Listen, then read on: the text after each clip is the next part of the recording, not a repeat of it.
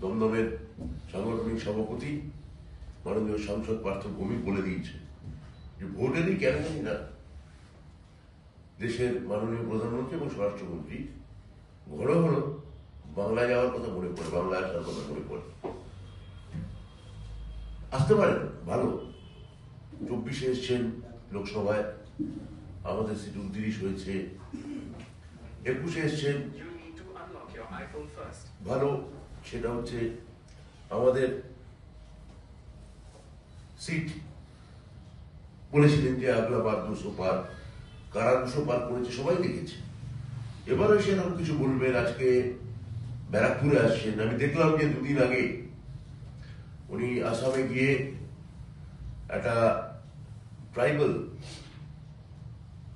সভায় যোগ দিয়েছেন এবং সেখানে আসামের মুখ্যমন্ত্রী আর কেন্দ্রীয় মন্ত্রী এদের সামনেই উনি বলছেন এই ট্রাইবাল সমাবেশ দেখে কত রং, এখানে কত রং, খুশি হয়ে বলছেন। ওনাকে খুশি করার জন্য বলি, এখানে পশ্চিমবঙ্গের রং একটাই, সে রঙে সবুজ, তার নাম তৃণমূল কংগ্রেস। সেনাপতি অভিষেক বন্দ্যোপাধ্যায়, নেত্রী মমতা বন্দ্যোপাধ্যায় বারবার আসছেন, আমাদের বাংলাদেশি বলছেন, রোহিঙ্গা বলছেন, কিন্তু আপনাদের জানাই গ্রেপ্তার হচ্ছে কিন্তু বাংলাদেশি নাগরিককে আশ্রয় দেওয়ার জন্য মালদার বিজেপির বুথ সভাপতি। আপনাদের দেখায়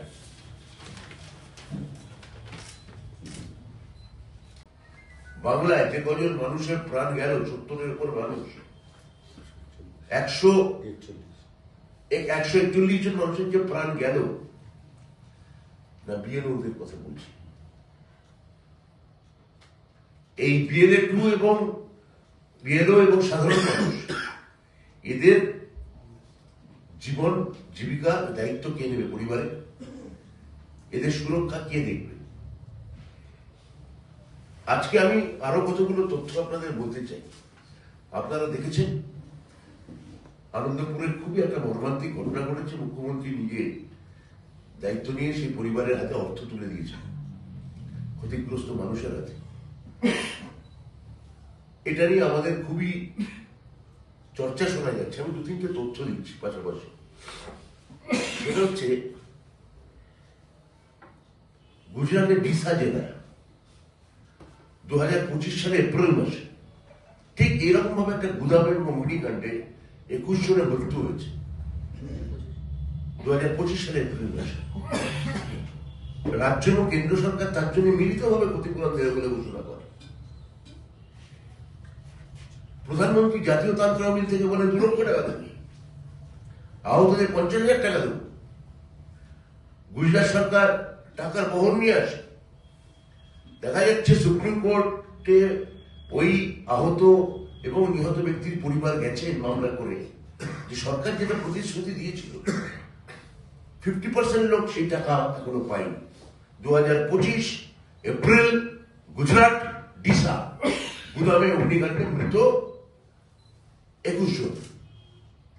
চলে আসি রাজস্থানের জয়সলমীর 2025 সালের অক্টোবর, 4 মাস আগে, 5 মাস আগে একটা বাসের অগ্নিকাণ্ডে 22 জনের মৃত্যু।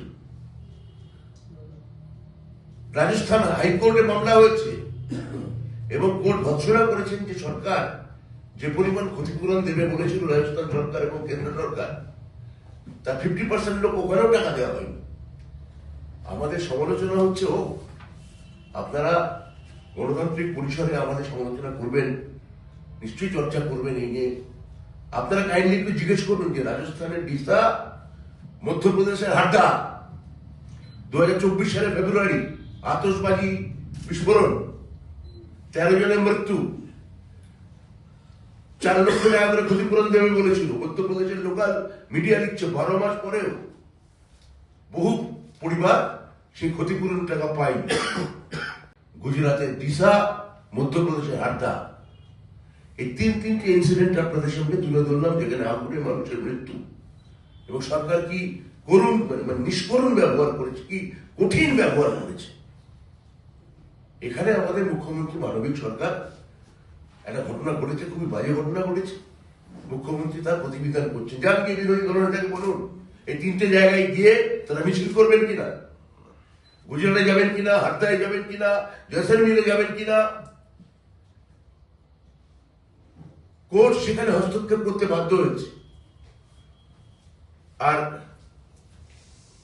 প্রয়াগরাজে কুম্ভ মেলায় কি হয়েছিল আপনারাও জানেন, উত্তরপ্রদেশ সরকারও, এলাহাবাদ হাইকোর্ট, সেখানেও আমরা দেখতে পাচ্ছি রাজ্য সরকারকে তীব্র সমালোচনা করছে।